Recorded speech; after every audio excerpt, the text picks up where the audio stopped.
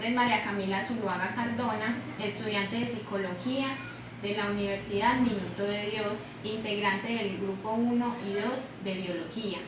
El día de hoy les vamos a hablar sobre la corteza cerebral humana. La corteza es un gran núcleo de conformación laminar y localización superficial.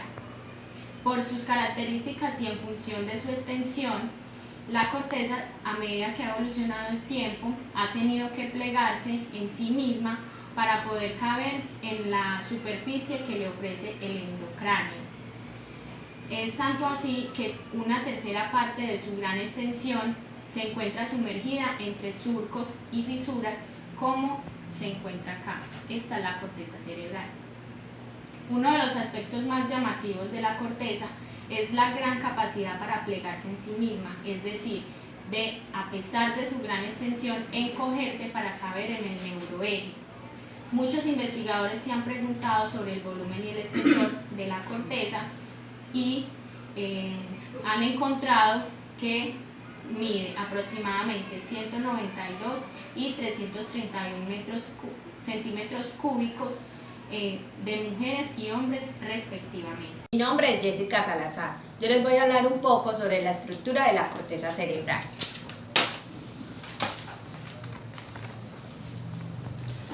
En esta parte se encuentra el hipotálamo, que se encarga de regular las emociones y sensaciones. En esta se encuentra el tálamo, que es la integración de la información sensorial dirigida a la corteza. En esta se encuentra el mesencéfalo, que se encarga de regular los movimientos y la estabilidad. Este es el puente valorio, que conecta la médula espinal y el bulbo raquídeo. Este es el cerebelo, que contribuye a los movimientos coordinados. Esta parte es la médula espinal, que se encarga de la transmisión sensorial y motora. Este es la glándula pituitaria, que es esta, se encarga de dar respuesta a las hormonas. El tronco encefálico se encarga de controlar la respiración y regulación del ritmo cardíaco. Mi nombre es Maribel Murillo Ibargüen. Yo les voy a hablar un poco sobre la función de los surcos. Los surcos cerebrales cumplen una función muy importante. Estos pliegos ayudan a aumentar la superficie de la corteza cerebral y por lo tanto ayudan a acumular neuronas en la corteza para aumentar la capacidad de procesamiento de la información. El surco interhemisférico es una grieta que divide el cerebro en dos hemisferios, en derecho y izquierdo. Aquí la tenemos. Tenemos el surco central, que es el que divide el lóbulo parietal y el frontal. Aquí lo tenemos, el parietal y el frontal. Aquí tenemos el surco que lo divide.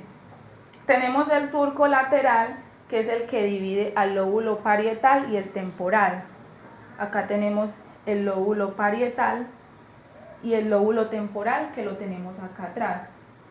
Entonces tenemos el surco parioccipital, que es el que divide el lóbulo parietal y el occipital. Acá tenemos el surco que los divide. Tenemos el surco calcarino, que es el que divide el lóbulo occipital en dos y divide la corteza visual. Buenos días, y a mí me corresponde hablar de las circunvalaciones. Para hablar de las circunvalaciones tenemos que entender que hay unas circunvalaciones que están en la parte externa del cerebro y en la parte interna del cerebro. Vamos a hablar de las partes externas. Las partes externas del cerebro, las circunvalaciones, se encuentran en el lóbulo parietal, en el lóbulo occipital y en el lóbulo frontal. Cada una de esas circunvalaciones tiene una función dentro de ellas. Las singulares, que son la parte externa, todas las circunvalaciones que encontramos en esta parte externa, tienen la función de ayudar en el procesamiento auditivo, visual, así como en la comprensión del lenguaje. Y ya las circunvalaciones internas son las que están situadas en esta parte del hipocampo.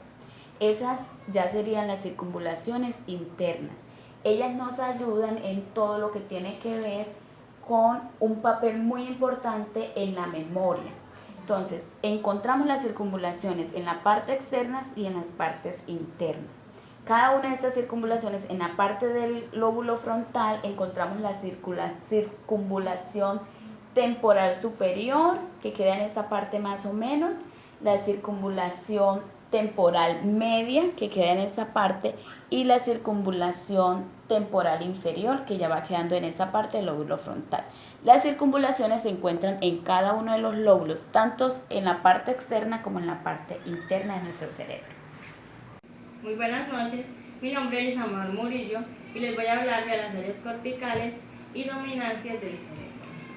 El cerebro se divide en dos hemisferios, hemisferio derecho y hemisferio izquierdo. El hemisferio derecho controla toda la parte sensitiva y motriz de la lateral izquierda del cuerpo humano. Lo que hace al contrario, el hemisferio izquierdo controla toda la parte sensitiva y motora de la lateral derecha del cuerpo humano. ¿Cómo se conectan estos dos hemisferios? Por medio del cuerpo calloso que encontramos en esta parte del cerebro. El cuerpo calloso controla une los dos hemisferios, por medio de los cuales se transmite la información. Bueno, ahorita hablemos de las áreas corticales. Las áreas corticales se encuentran en los diferentes lóbulos del cerebro.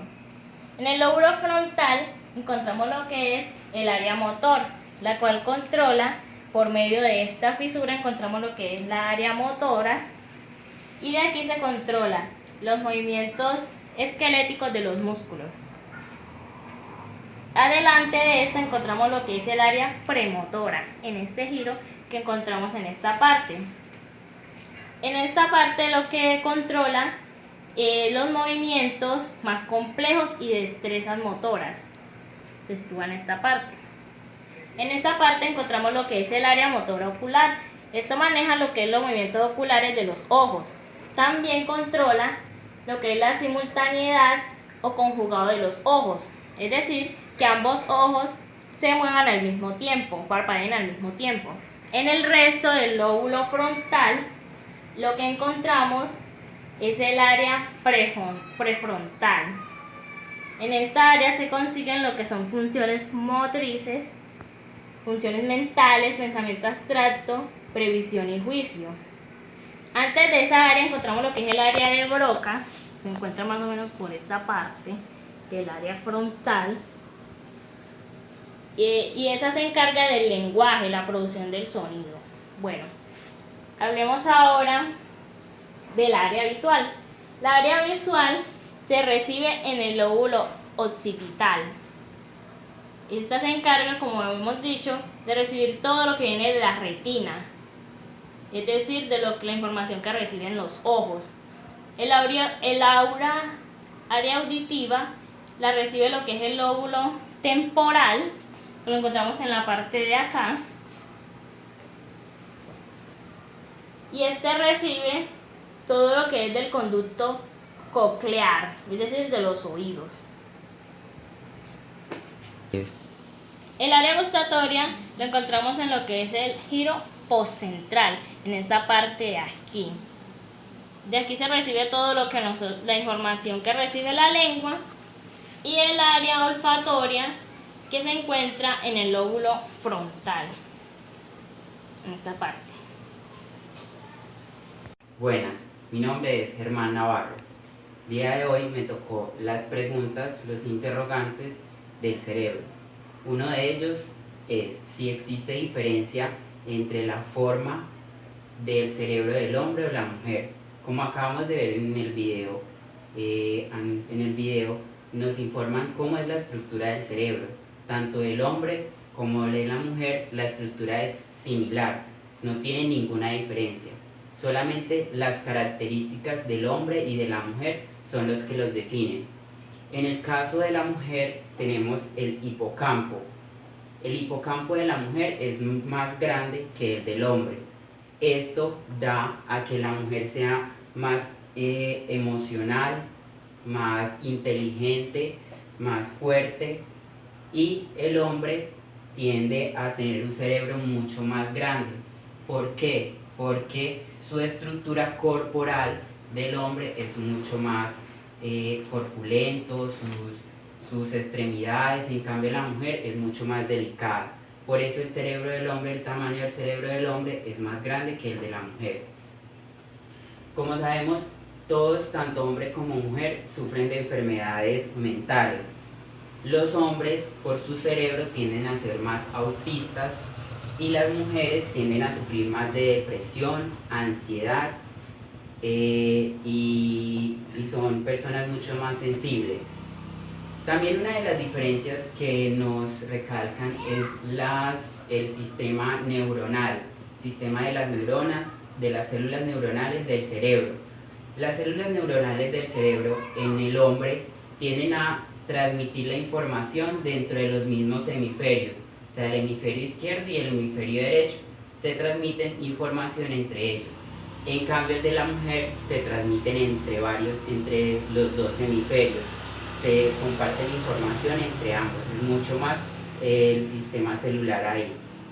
¿Esto qué nos quiere dar a entender? Que el hombre, como tiene sus conexiones diferentes, tiende a ser más persuasivo y coordinado. En cambio, la mujer, como sus hemisferios se conectan entre sí, tienden a ser más analistas e intuitivas. No haber encontrado una diferencia exacta, algo que nos corrobore de que hay una diferencia pronunciada entre el cerebro del hombre y de la mujer, es preocupante. ¿Por qué? Porque de eso podemos incurrir en las enfermedades, encontrar una solución a las enfermedades y ser mucho más eficientes a la hora de dar un diagnóstico. Entonces, como sabemos, por ahora no existe una diferencia estructural, existen diferencias entre las características de los cerebros. Muchas gracias.